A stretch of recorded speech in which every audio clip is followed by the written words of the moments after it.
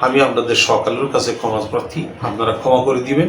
আমি আল্লাহ রসুল সম্পর্কে, হাদিস কোরআন সম্পর্কে আমি যেন আর কোনোদিন কোনো কথা এমন না বলি যে কথায় কোনো বিতর্কের সৃষ্টি হয়, মানুষ কষ্ট পায়, ধর্মীয় অনুভূতিতে আঘাত আসে।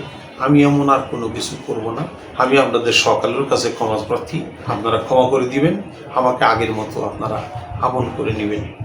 আবুল সরকারকে উদ্দেশ্য করে বলছিলাম যে আমি তো এ আল্লাহর কোনো আগামাথা পাইলাম না। আগাটা মিসিং হয়ে আমার আঞ্চলিক শব্দটা আমি বলছি, শব্দটা এখন না বললাম আপনারা সবাই জানেন, আল্লাহর সাথে এই শব্দটা যায় না। সেই অপরাধের জন্য আপনারা ধর্মপ্রাণ মুসলমান অনেক কষ্ট পাইছেন। আমি তার জন্য সাজাও খাটছি। আল্লাহ আমার সাজা দিছে আপনাদের মাধ্যমে, কারণ আমার রিজিকও ছিল জেলখানায়। আমার এই রিজিকটা খাবে কে? আপনাদের উসিলায় আল্লাহ আমার ওখানে নিয়ে আমার রিজিকটা আমাকে দিয়ে খাওয়াইছে। 5 মাস জেল খাটার পরে বাইরে আসছি, আইসাও আমি লাইভে যাই নাই। আমি এখন সেই জেলের মতোই তো চলছি, কারণ আমি তাই সে একবেলা গানও করতে পারি না।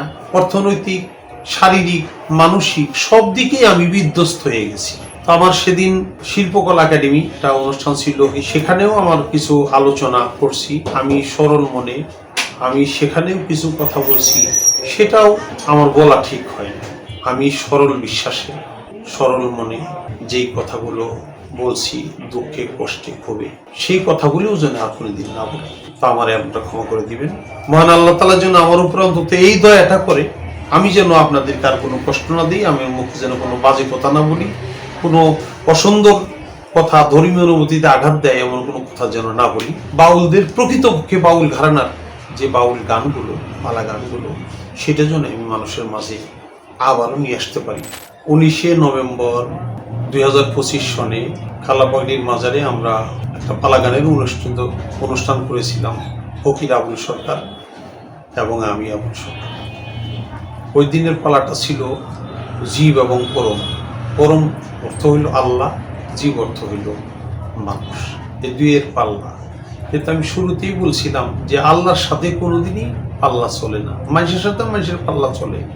আল্লাহর মতো আল্লাহ আর একটা আল্লাহ নাই, তাই আল্লাহর সাথে কোনো পাল্লা চলে না। তারপরে যেহেতু কমিটি দেয়, সেখানে গান করতে গেলে অনেক কথায় এদিক সেদিক ত্রুটি বিচ্যুতি হইতে পারে, সেজন্য আগেই ক্ষমা চেয়ে নিয়েছিলাম, আজকেও ক্ষমা চাই। সেদিন আবুল সরকার বলছিল আল্লাহর প্রথম সৃষ্টি রুহু, প্রথম সৃষ্টি এশক, প্রথম সৃষ্টি আরশ, প্রথম সৃষ্টি নূর, এই 4টা প্রথম সৃষ্টি বলছিল। আমার প্রশ্ন হইল যে 2টা হইলেও তো একটা আগে হবে, আর আল্লাহর অগণিত সৃষ্টি, এটা যে কোনো একটা দিয়ে শুরু হবে। এই জন্যে আমি আবুল সরকারকে উদ্দেশ্য করে বলছিলাম যে আমি তো এ আল্লাহর কোনো আগামাথা পাইলাম না। আগাটা মিসিং হয়ে আমার আঞ্চলিক শব্দটা আমি বলছি, শব্দটা এখন না বললাম আপনারা সবাই জানেন, আল্লাহর সাথে এই শব্দটা যায় না। তা আমি সেই অপরাধের জন্য আপনারা ধর্মপ্রাণ মুসলমান অনেক কষ্ট পাইছেন, আমার বিরুদ্ধে অনেক আন্দোলন করছেন। আমি তার জন্য সাজাও খাটছি। আল্লাহ আমার সাজা দিছে আপনাদের মাধ্যমে, কারণ আমার রিজিকও ছিল জেলখানায়। আমার এই রিজিকটা খাবে কে? আপনাদের উসিলায় আল্লাহ আমার ওখানে নিয়ে আমার রিজিকটা আমাকে দিয়ে খাওয়াইছে। এখন আমি বলতে চাই, আমি কোনো ধর্মীয় অনুভূতিতে আঘাত দেওয়ার জন্য এই কথা বলি নাই, এবং আল্লাহকে তো বলার কোনো প্রশ্নই ওঠে না। আমি বলছি ওই ব্যক্তি যে আল্লাহর পাল্লা করতেছে, আবুল সরকার, তাকে। এটা আমার গানের অভিনয় ছিল, এটা আমাদের গানটা এরকম হয়ে থাকে। তো আজকে আবার এতদিন পরে 5 মাস জেল খাটার পরে বাইরে আসছি, আইসাও আমি লাইভে যাই নাই। আমি এখন সেই জেলের মতোই তো চলছি, কারণ আমি তাই সে একবেলা গানও করতে পারি না, আপনাদের সাথে সময় দিতে পারি না, সঙ্গ দিতে পারি না। আমি তো মানুষ নিয়ে চলাফেরা করি, এতে আমি আরো মানসিক অসুস্থ হয়ে পড়ছি। শারীরিক অসুস্থ তো আছি, অর্থনৈতিক, শারীরিক, মানসিক সব দিকেই আমি বিধ্বস্ত হয়ে গেছি।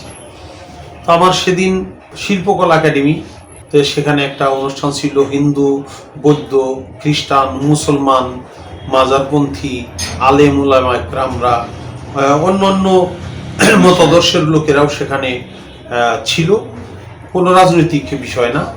সেখানেও আমার কিছু আলোচনা করছি আমি সরল মনে, মানসিক কষ্টে দুঃখে আমি সেখানেও কিছু কথা বলছি, সেটাও আমার বলা ঠিক হয়নি।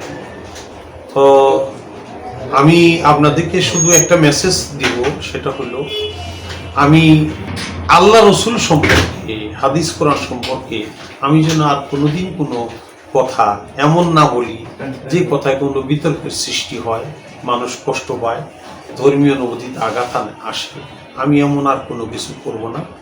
আমি আপনাদের সাথে চলতে চাই, আপনাদেরকে সাথে নিয়ে চলতে চাই।